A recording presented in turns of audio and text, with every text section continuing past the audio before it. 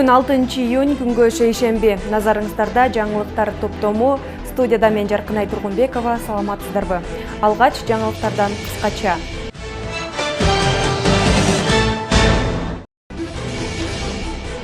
Кара Буура айыл аймагында 20 адамды туруктуу иш менен камсыз кылган эмерек жасоочу цех ачылды. Бакай Ата районундагы 1 жыл мурда 100 000 сомдон алган аз камсыз үй бүлөлөр учурда өз киреше булактарын 2 эсеге көбөйтүүгө жетишти. Улуу ата мекендик согуштун катышуучусу Мендеш Өмүралиевдин атын тарыхта калтыруу аракеттери.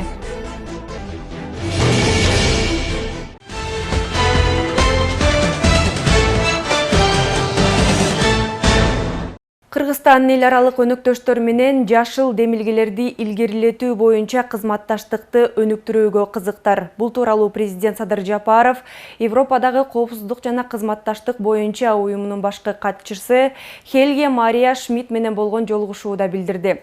Белгилей кетсек, Борбор Азия өлкөлөрүн кыдырып жүргөн Хельга Мария Шмидтти президент күн мурун кабыл алган. Президент жолугушуунун жүрүшүндө быйыл бүткүл дүйнөлүк айлана чөйрө күнүнүн 50 жылдыгын белгилеп жатканын эскертип, глобалдуу деңгээлде көтөрүлгөн тоолуу региондорду туруктуу өнүктүрүү маселелерине кенен токтолду. Тактап айтканда, Садыр Жапаров климаттык өзгөрүү кесепеттерине байланыштуу өлкөнүн экономикалык саясатынын негизги артыкчылыктарынын бири болуп, жашыл экономиканы илгерилетүү, экологиялык таза технологияларды ишке киргизүү жана айлана чөйрөнү коргоо саналаарын айтты. Кыргызстан эл аралык өнөктөштөр менен жашыл демилгелерди илгерилетүү боюнча кызматташтыкты өнүктүрүүгө кызыктар. Өз кезегинде Хельга Мария Шмидт президент Садыр Жапаровка жылуу кабыл алган үчүн ыраазычылык билдирип, Кыргызстан уюмдун эң маанилүү өнөктөшү жана катышуучусу өлкөсү экенин белгиледи. Ал тоолуу өлкөлөрдү коргоо боюнча Кыргызстандагы көтөрүлүп жаткан демилгелерин жана аракеттерин жогору баалап, уюмдун Бириккен Улуттар уюмунун тоо өнөктөштүгүнө кошулгандыгын канаттануу менен белгиледи. Президент басма сөз кызматынан билдиришкендей, жолугушууда өз ара кызыкчылык жараткан бардык чөйрөлөрдө эки тараптуу кызматташтыкты бекемдөө, ошондой эле жакынкы келечекте кызматташуунун приоритеттери тууралуу пикир алмашуу болду.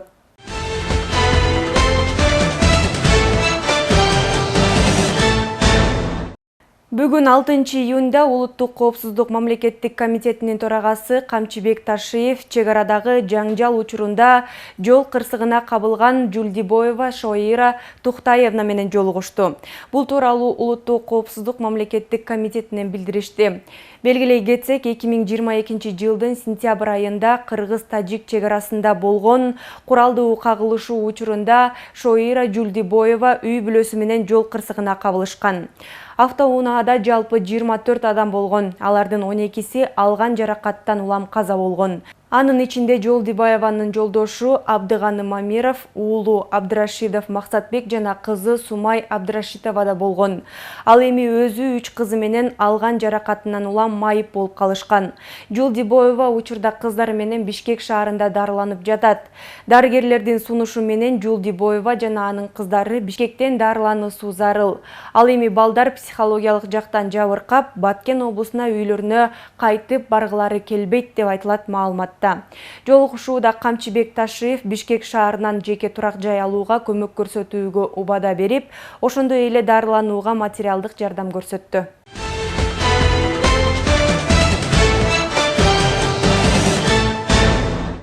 Мамлекет башчысы Садыр Жапаровдун демилгеси менен 2021 жылдан бери ишке ашырылып келе жаткан социалдык келишим долбоору өз жемишин бере баштады. Бакай Ата районундагы 1 жыл мурда 100 000 сомдон алган аз камсыз үй бүлөлөр учурда өз киреше булактарын 2 эсеге көбөйтүүгө жетишти. Социалдык келишимдин негизинде 100 000 сом алып иш баштаган үй бүлөлөр менен Эмгек социалдык камсыздоо жана миграция министринин орун басары Жаңыл Алыбаева жеринен таанышып чыкты. Саламатсыздарбы? Жакшы турасыздарбы? Бакай ата айылынын тургуну Салтанат Токтоназарова социалдык келишимдин негизинде алган 100 000 сомго үй бүлөсү менен бодо мал алышкан. Кийин малдарын сатып түшкөн каражатына тигүүчү машина сатып алган. Мамлекет тарабынан кайтарымсыз берилген каражат өз жемишин берип, Салтанат Токтоназарова учурда кошумча 3 кыз келинди жумуш орду менен камсыз кылууга жетишкен. Жолдошум жылкы менен иштейт. Жылкы менен иштегендиктен ошо таялып, ошо бизнес кылып алып сатып, ошо бизнес кылдык. Аны эми азыркы убакта базар болбогондуктан азыр тоодо жөнөткөнбүз. Анан жөн отура бербестен тапкан кирешебизге бир пятинутка алып берген. Жолдошум өзүм бир прямой строчка бар болчу. Анан цех менен сүйлөшүп, 2 машинка киргизгенбиз. Ошо менен ушул цехти ачтык. Ал эми Гулира Азарбекова ай сайын 4 баласына 4800 сом жөлөк пул алып келген. Мамлекет сунуштаган кайтарымсыз 100 000 сомду алып, асыл тукум уялган. Арткан каражатына тигүү машинасын сатып алган. Гулира Азарбекова учурда жумасына орто эсеп менен 7 000 сомдон киреше табууда. Уйлуу болуп калабыз анан. Машинам жок болчу да. Машинкам болуп калдым ортодон. Аны менен өзүм үйдөн тиге берем. 5 000, 6 000, эң жакшы дегенде 8 000 болот. Бирок стабильно 7 000 кетет да. Ал эми Асель Тыныбекова 4 баласын багуу үчүн уй сатып алган. Ал уйдун сүтүн бал муздак жасоочу жайга 45 сомдон өткөрүп, түшкөн каражатына майда мал жандыктарды, үй канаттууларын сатып алган. Биз уйду алганыбызга мына бир жылга болоюн деп калды. Блокка чейин 3200 сом пособие алчумун. Азыр жакшы, Кудайга шүгүр, 7 000, 8 000ден алып атабыз айына. Сүтүнөн тартабыз, өткүзөбүз. Жакшы, Кудайга шүгүр. Түшкөн кирешесине тоок алып көбөйттүм буйруса. Жандык алып тоого кошуп жибердик. Социалдык келишимдин негизинде мамлекет тарабынан кайтарымсыз каражат алган үй бүлөлөрдүн аракеттери менен Эмгек, социалдык камсыздоо жана миграция министринин орун басары Жаңыл Алыбаева жеринен кабар алып, элеттик бөбөктөргө белектерин тапшырды. Ой, чоң рахмат. Бакай ата районунда өткөн 2022 жылы 50 үй бүлө социалдык келишимдин негизинде кайтарымсыз каражат алышкан. Алардын көпчүлүгү каражатты жеңил өнөр жай тармагына жана мал жандыктарды сатып алууга жумшашкан. Алардын дээрлик бардыгы өз иштерин бүгүнкү күндө натыйжалуу өздөштүрүүдө. Ар бири ошол катышам алам дегендер бизнес планын жазап, жактап, ошонун негизинде анан алышты да комиссиядан өтүп.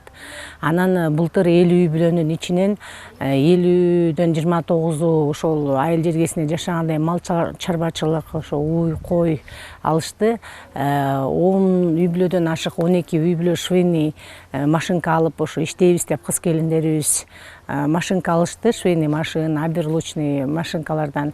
Анан калгандары ошол чакан, бул жанагы апаловка, гриль, павильон ачкандар болду да бирине. 2021 жылы башталган социалдык келишим долбоору бүгүнкү күндө өз жемишин берип жатат. Долбоордун негизги максаты аз камсыз үй бүлөлөрдү колдоо, алардын социалдык абалын жакшыртуу болуп эсептелет. Негизги бул социалдык келишимдин негизги максаты бул баягы ортордук турмуштук кырдаалдан чыгуу, ошондой эле жумушчу орун түзүү. Мына бир үй бүлөдө болдук, өзүм дагы жумуш менен камсыз кылып, мындан тышкары дагы башка адамдарды да иш менен камсыз кылып атыптыр. Мына 3 дагы тигүүчү алып, жанында иштетип, жаңы жумуш орундарды түзүү. Жыйынтыгы өтө жакшы. Мына эми бул болсо биз былтыркы 21 жылдагы 2800 үй бүлө алган ошол үй бүлөлөрдү мониторинг кылып атабыз. Азыр 22 жылы жана 10 000 үй бүлө алгандарды мына азыр дагы мониторинг кылабыз, анын да жыйынтыгын көрөбүз. Социалдык келишим долбоорунун алкагында республика боюнча өткөн 2022 жылы 10 000 үй бүлөгө кайтарымсыз каражат берилген. Ал эми Талас облусунун 610 үй бүлө социалдык долбоордун алкагында 100 000 сом алышкан. Ал эми 2023 жылы Бакай ата районундагы 80 үй бүлөгө кайтарымсыз каражат берилип, кирешесин арттыруу аракетинде. Айжамал Байырбек кызы, Бексултан Рахатбек уулу, Эркинай Жумабекова, Бакай ата району.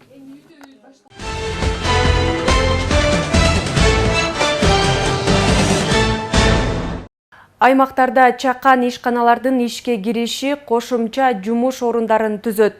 Алсак Айтматов районунун Карабуура айыл аймагында 20 адамды туруктуу иш менен камсыз кылган эмерек жасоочу цех ачылды.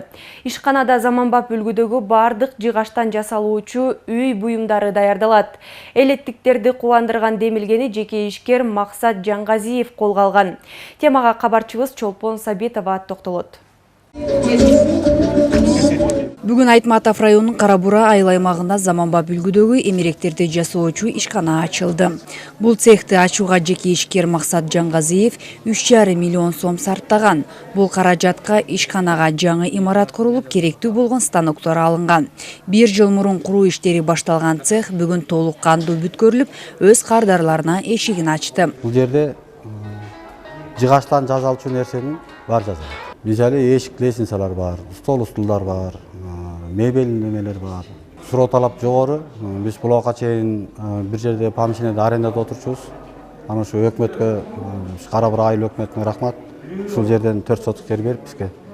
Анан өзүбүздүн демилге менен ушу турушта 3,5 миллион салып, ушул жерде турустук да. Арзан кредиттер берилсе, бул станокторду жаңыртыш керек, чоңойтуш керек, кенейтиш керек. Азыр станоктун түрү көп. Уста эмес, устанын инструмент уста болуш керек да. Учурда мында 5 киши иштейт. Иш менен камсыз болгондордун катарында Алмаз Дыйканбаев да бар.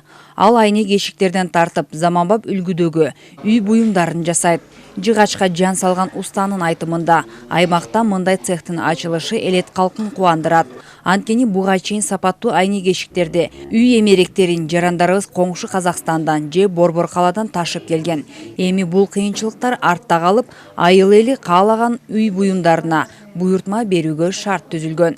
Мунун баары бүт кара жыгачтан жасалат негизинен. Чапталып, тилинип, кургатылып, бүт баарына ар бир немебизден иштейбиз да. Буга канчалык мээнет кетет, шкурт этип, тазалап, жакшы неме кылабыз. Ар бир клиентке жараша мамиле кылабыз. Сапатына албетте көңүл алабыз. Анткени биз клиентти качырбашыбыз керек. Эртең күнүбүз кайра жооптуу болушубуз керек. Ошон үчүн ар бир нерсени так туура сантиметр бул жерде бүт баары эсептелди да. Аскарбек атай ишканасы учурда кошумча жумушчуларды кабыл алат. Мында жалпы 20 киши иш орду менен камсыз болот. Ишкер Максат Жаңгазиевди колдоого алуу үчүн Карабуура айыл өкмөтүнүн 49 жылдык келишими менен жер аянты берилген. Бүгүнкү күндө ишкер жылына өкмөткө 10.300 сомдон салык төлөйт. Бул жер өзү кароосуз эле турган, муну көрүп атасыздар. Тегерегинде бүттүк эми азыр эле анан ушу ишкерликтерди колдоо максатында бул жерде арендага бердик. Азыркы учурда бул жерге жыгач цехи курулуп, ичинде 13 станок турат, сыртында так 2 станок турат, жалпысынан 15 станок. Бул жерде жалпысынан 20 жумушчу орун бар.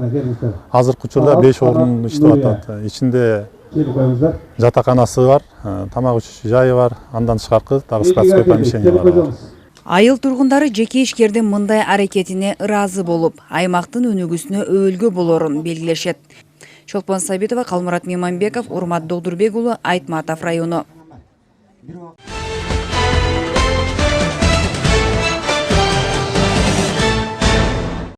Улуу ата мекендик согуштун катышуучусу Мендеш Өмүралиевдин атын тарыхта калтыруу аракеттери. Кан күйгөн согушка 32 жашында аттанган жоокер 1 жылдан соң дайыны билинбей калган. Белгисиз жоокердин эрдигин элдин эсинде түбөлүк калтыруу максатында 2012 жылдан бери аракеттер көрүлүп, 2016 жылы сөөгү табылып, киндик кан тамган мекенине алынып келинген.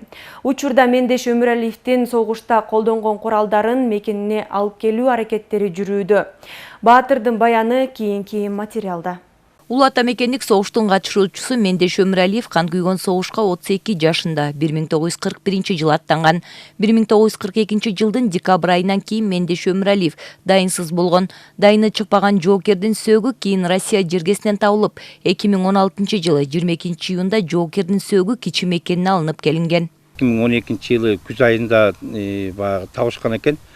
Погорелка деген айылдын Тверской область, азыркы мурунку Калининский областта. Анан ошол жерде Погорелка деген айылдан чоң согуш болгон экен, ошол жерден раскопкадан табылганда бул кишинин аныктаганда баягы немеде согуш убагында капсулага өзүнүн фамилиясын жазып орысша жазганда Ö менен Э'нин немesi айырмасы болуп Эмиралиев деп жазылып калган экен. Өөнү Е кылып оңдогон экен орустар. Ошондо Эмиралиев деп жазылып, ошо менен 2012ден 2016га чейин баягы запрос берилип табылган эмес да. Мекен үчүн кан күйгөн согушта курман болгон Мендеш Өмүралиев 2017-жылы Гордость Россия медали менен сыйланат. Бул сыймыктуу медаль ошол кезде согушка катышкан 15 республиканын ичинен 3 гана баатырга ыйгарылат. Анын бирөө биздин сыймыктуу жердешибиз Мендеш Өмүралиев болгон. Гордость Россия деген медалды тапшырып кетишкен. Бул Гордость Россиянын тарыхын айта кетсек, бул тарыхта биринчи Россия Федерациясы союз тарагандан кийин орустарда Лавров алган экен, анан экинчи Шойгу алган экен, үчүнчү биздин Өмүралиев Мендеш чоң атабызга берилген экен.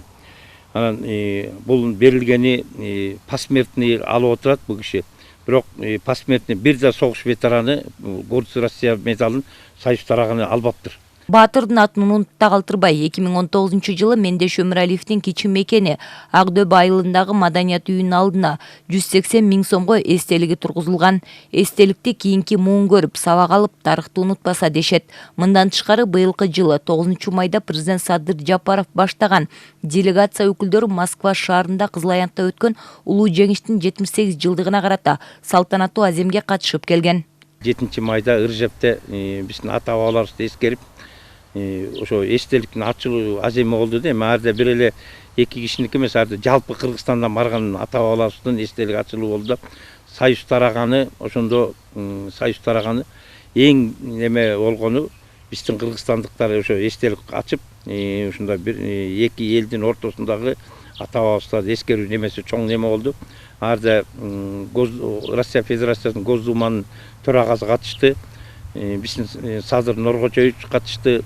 Мендеш Өмүралиев эки бир тууган болгон. Абдыш Өмүралиевдин неберелери учурда Кызылсай айылында жашайт.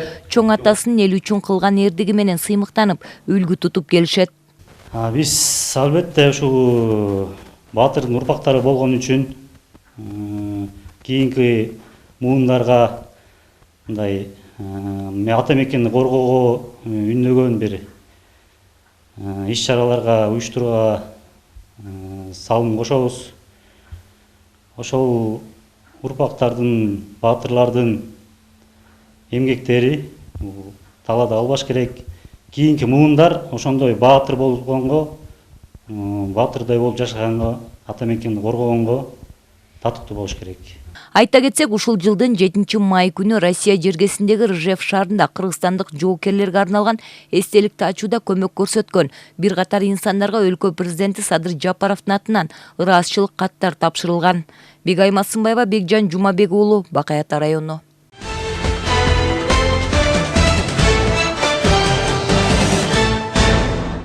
Кыймыл бул жашоо, андыктан ар бир адам кыймылда болуп, өз саламаттыгына кам көрө турган маал.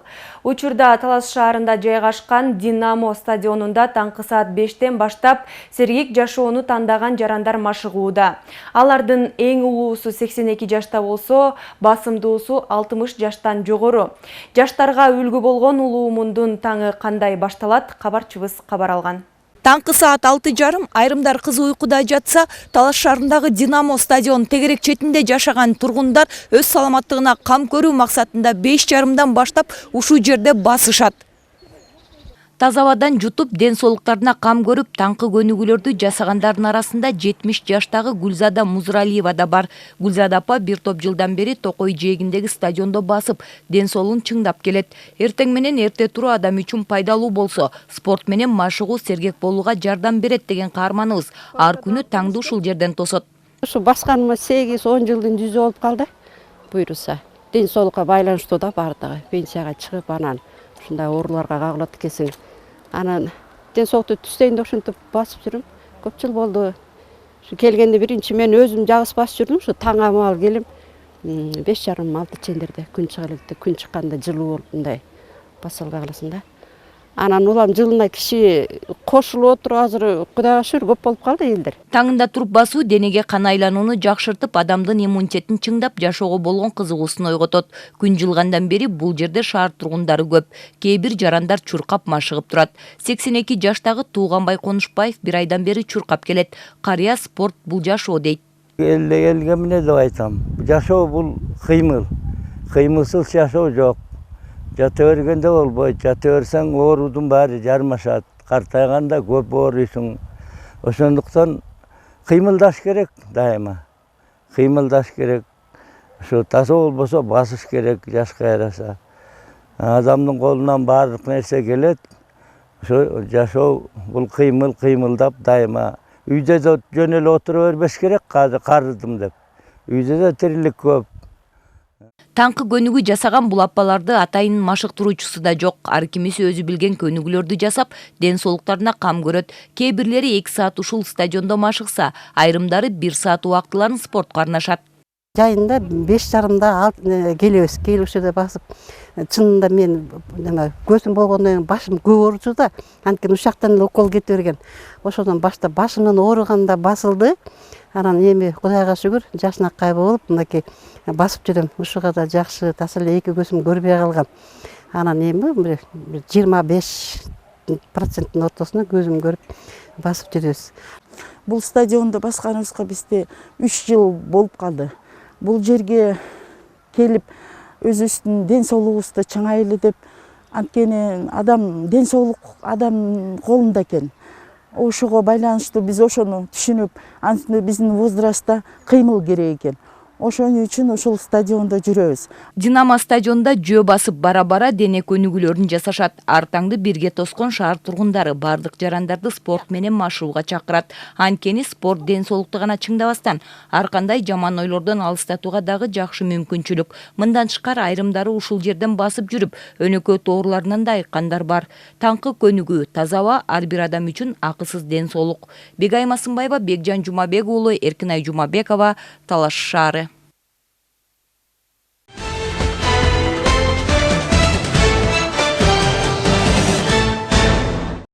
Талас районунун Үчемчек айылына Кувейт мамлекетинин Исар кайрымдуулук фондусунун жардамы менен жаңы заманбап үлгүдөгү мечит курулуп бүтүп пайдаланууга берилди. Мындан ары айыл тургундарына жаңы курулган мечитте ибадат кылууга шарт түзүлдү. Теманы кабарчыбыз Орозбек Бейшебаев улантат. Кыргыз элине араб өлкөсүнүн жардамы менен жалаң эле мечит медреселер курулбастан мектеп, бала бакча жана турак жайлар салынып, айылдарга таза суу киргизилип, жолдор оңдолуп, көп жылдан бери жардамдар берилүүдө. 22-жылы ушул Катар фонд аркылуу биз эки тараптуу келишимге кол койгонбуз. Мечитти салып берүү боюнча чындап муктажбы же муктаж эмеспи деп келип, биз менен жеринде таанышып, анан кийин договорго кол койгондон кийин ушу мечитти баштап беришти, Кудай буйрса. Аягына чейин чыкты, жакшы, толук баягы элдик салым деп өзүнчө элдик салымга деле бөлүп процентин чыгарган жок бул кишилер. Толугу менен өздөрү бүтүрүп берди. Айрым мечиттерде салдырганбыз буга чейинкилерде, анда элдик салымдар болор эле. Анан элдин өзү спонсорлук, өзүнүн жардамы эл ичинде аябай эле болду, башка каражаттарды алууга, башка сырткы заборлордун куруу, ушуга окшогон жумуштарына элдин баары алдан жардам берди. Кувейт, Араб жана Катар өлкөлөрү тарабынан аз камсыз болгон үй бүлөлөргө үйлөрдү куруп берип, аны менен катар азык-түлүк, кийим-кечектерден да жардамдар келип турат. Исар фондунун демилгеси менен, ушу элдин сунушу менен, жаштардын демилгеси менен ушул жашнакай жаркыраган мечит салынып атат. Аллах таалам ушул салып аткан фонддун иштерин ийгиликтүү кылып береке берсин. Себеби ушундай араб биздин бир туугандарыбыз ошо Талас жергесинде көптөгөн мечиттер, фаптар, жана медреселерди салганга, мындай суу чыгарганга мындай аябай жардам берип атат. Аллах ыраазы болсун. Жаңы салынган мечиттер облустук кажат тарабынан көзөмөлгө алынып, мамлекеттик каттоодон өтүп турушу шарт. Кууганды айылындагы салынган 3 мечиттен каттоодон өткөн. Алла субхана таала Кур'анда айткандай: "Умай ю'аттим шаираллахи ва хува тaqval qulub" дейт. Мечит бул адамзаттын ушул жер бетиндеги Алла субхана тааланын чоң белгилерине. Кимде-ким ушул мечиттин жанынан өтө турган болсо, мечитти көрө турган болсо, мечитти даңазалай турган болсо, бул Алла субхана тааланын алдындагы эң такыба жүрөк болуп саналат дейт.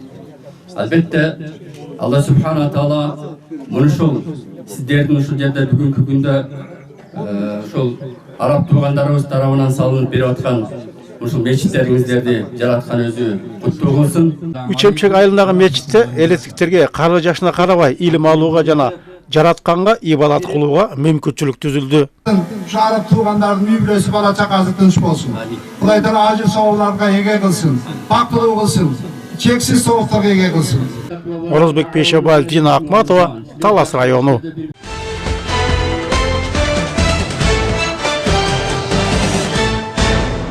Кыргызстанда 7-9 июнь күндөрү аба ырайынын температурасы кескин көтөрүлөт. Бул тууралуу Кыргыз гидромет борбору билдирет. Синоптиктердин маалыматына караганда абанын күндүзгү табы Чүй, Ош, Жалал Абад, Баткен облустарынын өрөөндөрүндө 35-40 градус, Талас облусунда 33-38 градуска чейин жогорулашы күтүлөт. Мындай кургак ысык аба ырайында күндүз күн ачык жерлерде көпкө жүрбөөгө аракет кылуу сунушталат. Адистер сууну көбүрөөк ичип, ысык өткөрүп алуудан сак болууга, жогорку кан басым, жүрөк оору менен жабыркагандар бул күндөрү сыртка жана сапарга чыгуудан баш тартып турууга чакырат. Мындан сырткары айыл чарба өсүмдүктөрүн кеңири суугаруу сунуш кылынат.